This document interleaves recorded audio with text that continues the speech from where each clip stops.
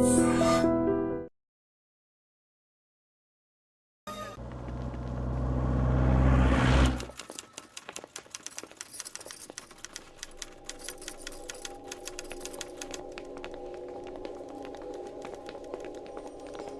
అన్న. నమస్కారం. తీసుకోండి. Thank you. నమస్కారం సార్. నమస్తే సాబ్. నమస్తే. మంచిగున్నారా? జర మన పేపర్లు ఇస్తే ఎత్తుకపోతా. మేడం గారు ఆ ఫైల్ చూస్తున్నారు, ఇంకొంచెం టైం పడుతుంది. ఇంకా పడుతుంది టైం? ఎక్కడా ఆమె?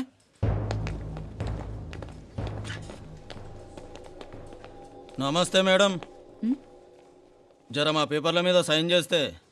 Madam, Gopal. Real estate Gopal. Gopal real estates, ఆ బేగంపేట ప్లాన్ కోసం. ఓ అదా, మీకు ఆ 7th ఫ్లోర్ పర్మిషన్ ఇవ్వడం కుదరదండి. అంతేకాదు 5, 6 ఫ్లోర్లు కూడా మీరు బాల్కనీలు చాలా ఎక్స్టెండ్ చేసి కట్టారు. సిమెంట్ కూడా చాలా నాసిరకం వాడారని మా ఇంజనీర్ల రిపోర్ట్. సో ఆ 7th ఫ్లోర్ విషయం పక్కన పెట్టి ముందు ఆ 5th, 6th ఫ్లోర్లు పడగొట్టి బాగా కట్టించండి. ఎవరితో మాట్లాడుతున్నావు తెలుసా? తలకాయ తెగిపోద్ది.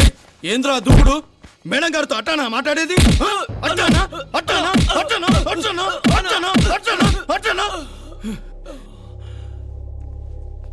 వీళ్ళు ఇంతే మేడం, నరకడం తప్ప మాట్లాడడం చేతగానోళ్ళు. క్షమించండి, అనవసరంగా గోడుతో పోయేదానికి గొడ్డల దాకా తెచ్చుకోవడం ఎందుకు మేడం? చిన్న సంతకం మీకెంత కావాలో చెప్పుండ్రి, సెటిల్మెంట్ చేసుకుందాం. కమిషనర్ గారు, ఇక్కడెవరో రియల్ ఎస్టేట్ గోపాలంట సంతకం కోసం బెదిరిస్తున్నాడు. వచ్చాడా? ఎందుకు మేడం అనవసరంగా గోటుతో పోయేదానికి గొడ్డల్లాగా తెచ్చుకోవడం? చిన్న సంతకమే కదా. ఓకే రియల్ ఎస్టేట్ గోపాల్ గారు, ఆల్టాస్ ఆపోజిట్లో నిరాని కేఫ్లో సెటిల్మెంట్ చేసుకుందాం. 3ంటికి వచ్చేయండి. మంచిది మేడం, వస్తా.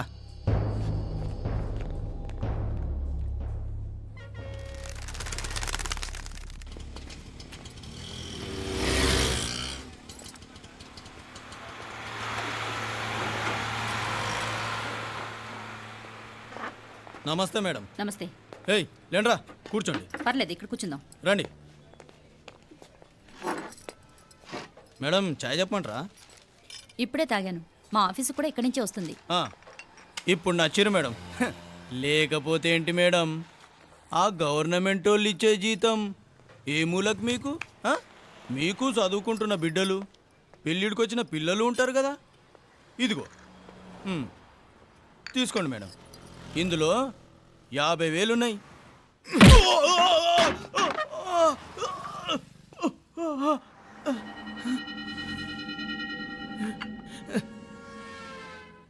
అన్నట్టు వీడు మా అబ్బాయి నువ్వన్నట్టుగా చదువుకుంటున్నాడు. జనరల్గా ఇలాంటి విషయాలన్నీ వీడే చూసుకుంటాడు. మీరు చూసుకోండి. నాకు అవతల ఆఫీస్లో బోల్డ్ పనులున్నాయి. వస్తాను. అవునరా, ఈ హోటల్లో పాయా కూడా చాలా బాగుంటుందనుకుంటాను. కొంచెం రుచి చూపించరాదు?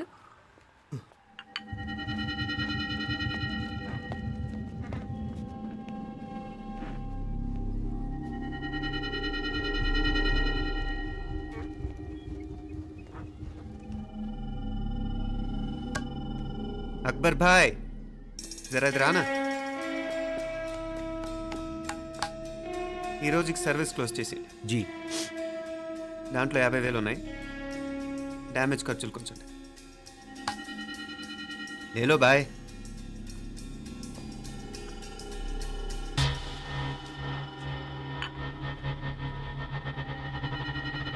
చెయ్యండి రా పాయా.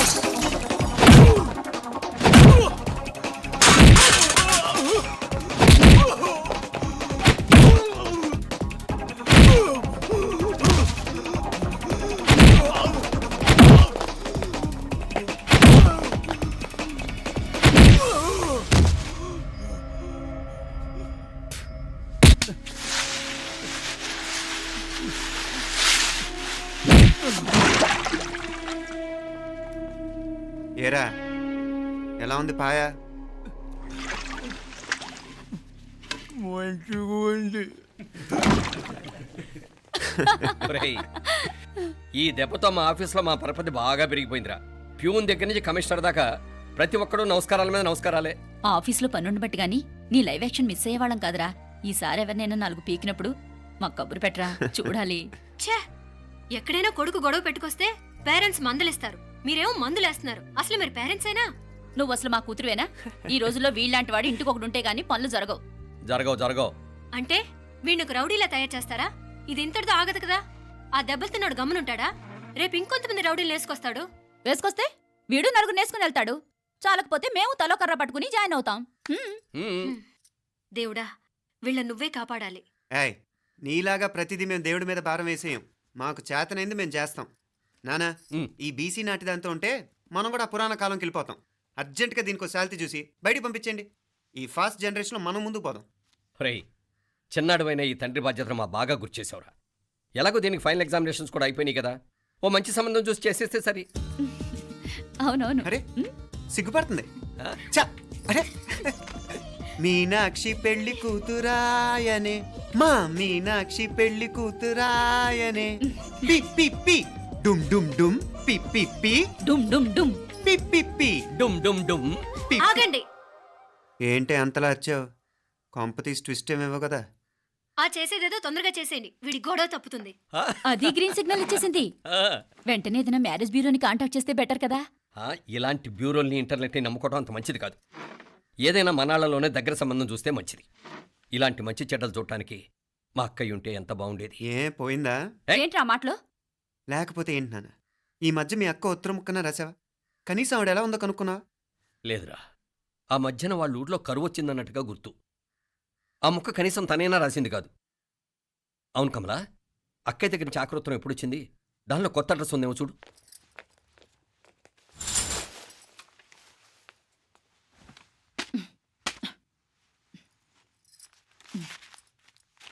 ఇవి చూడు. ఇదే ఆఖరిదనుకుంటా. మా ఇది ఓపెన్ కూడా చేసినట్లేదు. ఏంటి ఓపెన్ చేయలేదా? ఇటీ ఈ చేతిరాత మా అక్కయ్యలాగానే ఉందే. లానే ఉంటాం కాదు, మీ అక్క దగ్గర నుంచే. మరీ ఫాస్ట్ జనరేషన్ అయిపోయి సంవత్సరం క్రితం వచ్చిన లెటర్ను ఓపెన్ చేసి తీరుకు కూడా లేకుండా పోయింది. చిరంజీవి ఆనందరావుకి మీ అక్క ఆశీర్వదించరా అనేది పిల్లలు మీరు క్షేమంగా ఉన్నారని భావిస్తున్నాను. మీ బావ పోయిన దగ్గర నుంచి ఆరోగ్యం అంతంత మాత్రంగానే ఉంది. దానికి తోడు మనిషిని పాము కాటేసినట్టు మన ఊరిని కరువు కాటేసింది. వర్షాలు లేక పొలాలన్నీ బీడివారిపోయాయి. వానలు పడాలని మొక్కని దేవుడు లేడు. గొడ్లు కూడా సరైన తిండి లేక ఎముకలు గూళ్ళైపోయాయి. అందరూ ఊరు వదిలివలసిపోతున్నారు. నేను కూడా పక్క ఊరికి వెళ్ళిపోదాం అనుకుంటున్నాను. ఖర్చులు కొంచెం ఇబ్బందిగా ఉంది. ఏమనుకోకుండా 2000 ఉంటే సర్తామని ఈ ఉత్తరం రాస్తున్నాను. అమ్మా నాన్నలకు గుర్తుగా మిగిలిపోయిన ఆ పొలం అమ్మటానికి మనసు రాక నిన్ను అడుగుతున్నాను. వెంటనే ఏ విషయం తెలియజేస్తామని ఎదురు చూస్తూ మీ అక్క పార్వతి. ఏంటి నాన్న ఇది? రక్తం పంచుకు పుట్టిన అక్క సంగతి కూడా పట్టించుకోలేనంత ఫాస్ట్ జనరేషన్ అయిపోయింది. మీనాక్షి అన్నట్టు ఆ బీసీ నాటికి వెళ్ళిపోవటమే బెటర్. హలో, రేపు నువ్వు కూడా అంతే నాయనా. ఇప్పుడేమో పీపీపీ అని తోకలా తిరుగుతున్నావే, రేపు ఆ డుండుండుం కాస్త అయిపోతే నేను కూడా కనపడను. ఎప్పుడు నీ పెళ్ళం, నీ పిల్లలు, నీ ఆస్తులు, నీ గొడవలు. ఆపుతావా నానా? దీని ముక్కుకు తాడేయాలంటే మీ అక్కంటే మంచి సంబంధాలు చూస్తాను కదా. ఎక్కడున్నా తను నేను తీసుకొస్తాను. తన్ని తీసుకొస్తావా? తన్ని తీసుకొస్తాను.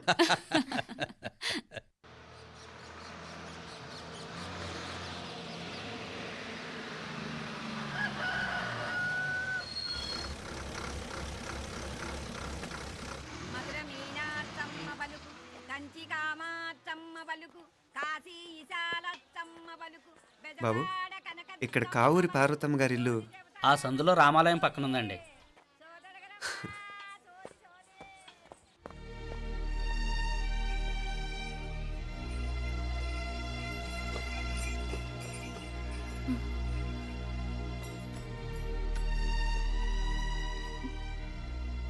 తమ్ముడు?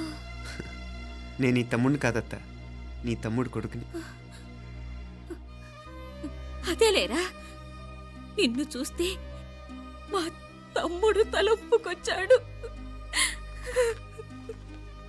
ఇక మీదట ఇలా గుర్తొచ్చినప్పుడే తలుచుకోవటం కాదు. ఇక నువ్వు నీ తమ్ముడి దగ్గరే ఉంది కానీ బయలుదేరు. ఏరా, గుర్తొచ్చినప్పుడు మాత్రమే తలుచుకునేది నేనా, మీ నాన్నరా? బాధే అత్త, నీ తమ్ముడు కూడా చాలా బాధపడుతున్నాడు. ఆ గవర్నమెంట్ ఉద్యోగం సంగతి నీకు తెలీదు. బండి చాకరీ అనుకో. ఇక నీ తమ్ముడు లాంటి సిన్సియర్ ఆఫీసర్ అనుకో. ఇల్లంతా పనులు, దానికి మీ మరదలు కూడా తోడైంది. ఇద్దరు బిజీ బిజీ. చదువులతో మేం బిజీ, మా ఇల్లంతా బిజీ బిజీ. ఇక మా ఊరు సంగతి అయితే మొత్తం గజిబిజీ.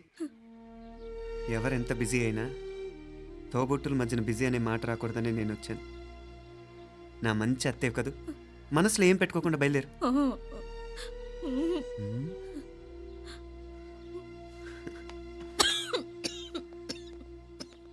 ఇంకా ఈ నాటు మందులతో పనేంటత్తా? నీ తమ్ముడు నిన్ను పెద్ద ఆసుపత్రిలో చూపించాలని చూస్తుంటేను. ముందు నువ్వు బయలుదేరు. నేనేమైపోతే మీకేంట్లేరా? మీరా బిజీ బిజీ ఊళ్ళోనే హాయిగా ఉండండి. ఇదేంటి నేను మాట్లాడేస్తున్నాను? నువ్వు మాట్లాడకపోతే ఎలా అత్తా? ఆడపిల్లకి అమ్మ మీద ఆశ, మగపిల్లాడికి అత్త మీద ఆశ. నేనేం నీకోసం ఆడపిల్లని కనలేదుగా. కనేసున్నా పోయేది. దాన్ని నేనే పెళ్ళాడేసి నీకు తోడుగా ఇక్కడే ఉండిపోయేవాడిని. అప్పుడు అని అనుకుంటే నేను ఆడేవాడిని. చెప్తున్నాను కదత్తా, మీ అక్క తమ్ముళ్ళ మధ్యన ఉంది చాలా చిన్న గీత. మన ఇంట్లో పెద్ద దిక్కు నువ్వే కదా. నీ తమ్ముడే మీనాక్షికి దగ్గర సంబంధం చూస్తే బాగుంటుంది అంటున్నాడు. ఆ మంచి చెడ్డ చూడాలంటే మాకు నువ్వు తప్ప ఇంకెవరున్నారు చెప్పు? మీనాక్షికి సంబంధాలు చూస్తున్నారా? ఇంకా చూడలేదత్తా. నీ తమ్ముడు నీకే అపనప్ప చెప్పాలనుకుంటున్నాడు. అట్టయితే ఆ బూరుగు పిల్లల సంబంధం మాట్లాడేస్తే సరి. ఏ బూరు పల్లెలు? అదేరా, కుర్రాడు కూడా బాగా చదువుకున్నాళ్లే, ఇంద్రవల్లిలో ఉంటారు. అయితే మనం హైదరాబాదు. ఆ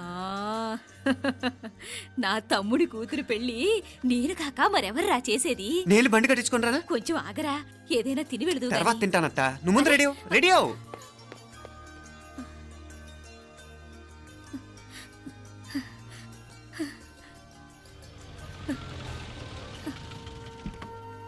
అత్త, ముందు నువ్వు పద. సామాన్ నేను తీసుకొస్తాను కదా. ఇక్కడ సర్దుబాట్లు ఉంటే తర్వాత నాన్న వచ్చేస్తారు. సరేనా? బయలుదేరు. వస్తానమ్మా. వెళ్ళరామ్మా. సావిత్రమ్మా వస్తానమ్మా. మంచిదమ్మా. రాఘవయ్య గారు వస్తాను. పెళ్లికి మీరంతా తప్పకుండా రావాలి. వస్తాను.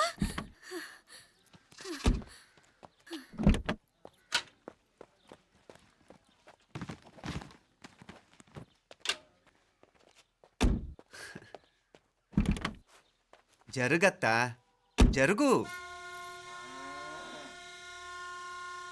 అత్త, అత్త,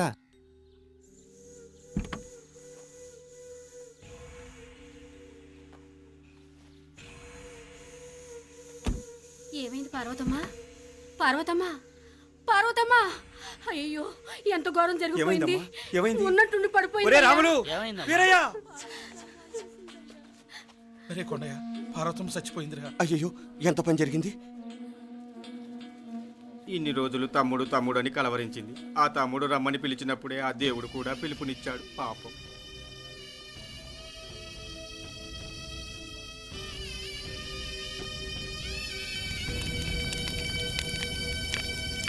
మా నాన్నగారి సంతానంలో నేను తప్ప ఇంకెవ్వరూ మిగల్లేదు. అయిన వాళ్ళందరూ వెళ్ళిపోవటంతో మీరందరూ ఉన్నా కూడా నాకంటూ ఎవ్వరూ లేరనిపిస్తోంది.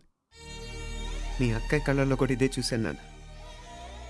కాకపోతే తను పోయాక నువ్వు ఎవరు లేరని ఫీల్ అవుతున్నావు. మన అందరం ఉండి కూడా తన ఒంటరితను అనుభవించింది. పోయేటప్పుడు కన్నీళ్లు కార్చడానికి నానే వాళ్ళు ఎవరు లేకపోవటం చాలా దురదృష్టం నాన్న. పగాడికి కూడా ఈ పరిస్థితి రాకూడదు. తెలుసో తెలియకో నాన్న చాలా తప్పు చేశాడనిపించింది. ఎంత మెకానికల్ లైఫ్లో పడిపోయినా తోబొట్టును నిర్లక్ష్యం చేసుకొని పోగొట్టుకోవడం మహాపాపం. కళ్ళు తెరుచుకొని చూస్తున్నట్టుగానే పోయిన అత్తయ్య చివరి చూపు ఈ విషయాన్ని శాశ్వతంగా నా గుర్తుండిపోయేలా చేసింది.